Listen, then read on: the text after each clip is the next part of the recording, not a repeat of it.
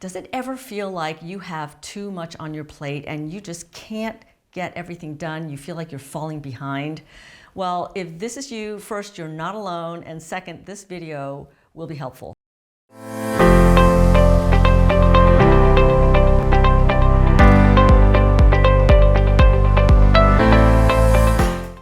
Hi, I'm Mae Bush, former COO for Morgan Stanley Europe, and now executive coach, speaker, author, and CEO of Career Mastery. So one of my readers recently asked me this question. I'm not meeting my deliverables at work, and I'm not sure if I have too many responsibilities or if I'm going about it all wrong.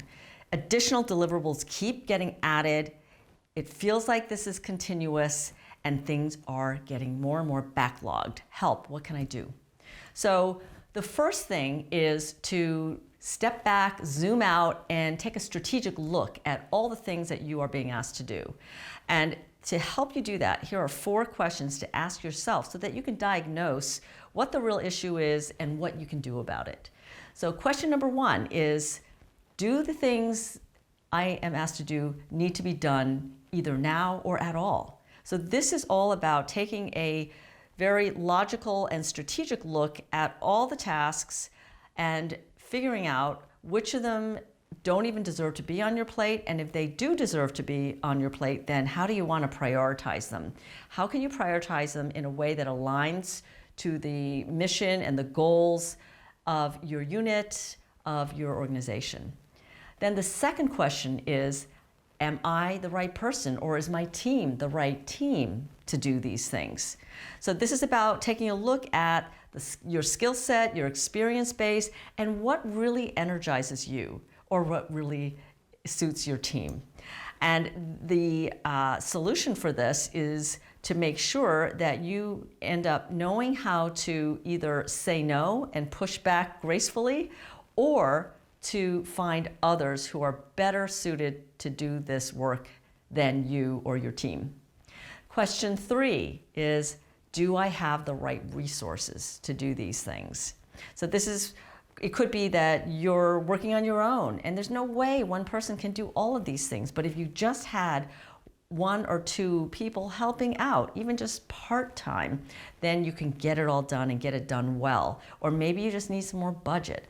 So here, the answer would be, it's time to negotiate. Negotiate for that additional resource, whether it's team members, budget, or having some other things taken off your plate. And then question number 4 is, are you going about it in the best, most effective possible way? So this is about looking at your processes. Is there a way you can simplify? Can you streamline? Is there a way that you can get things done in a more smooth way?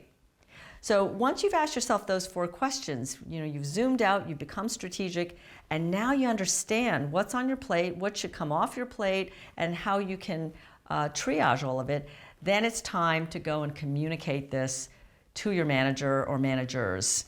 And when you do this, make sure you're not coming from a place of being emotional, being frustrated, or even being angry, because that will not come across in a professional way that you want to come across. And it probably won't get you what you need either. So the way to do this is, if you've ever watched Star Trek, there's one character called Mr. Spock, and he's a Vulcan, which means that he is all about logic. So this is the time to channel your inner Mr. Spock and do this from a very business-like, matter-of-fact, and logical perspective, and just lay it out for your manager. And then finally, after you've done the stepping back, you've communicated in a clear, logical way, then ultimately it's going to serve you well in your career to learn to say no gracefully, and to learn to do that pushing back on things that are getting requested, and having the presence of mind to ask a few questions before you just accept the tasks and try and figure out what you're going to do with it. So if you enjoyed this video, hit like and subscribe, and thanks so much for watching.